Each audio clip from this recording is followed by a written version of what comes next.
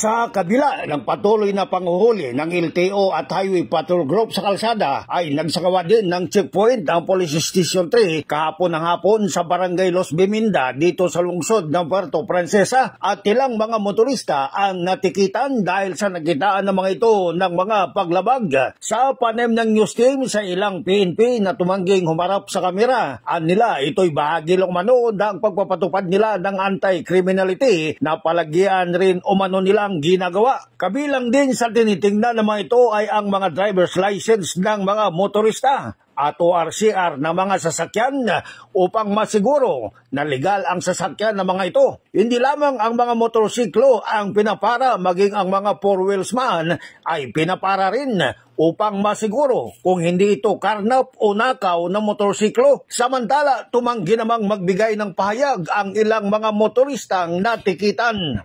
Bing Bataga, Basta Radyo, ibandera mo!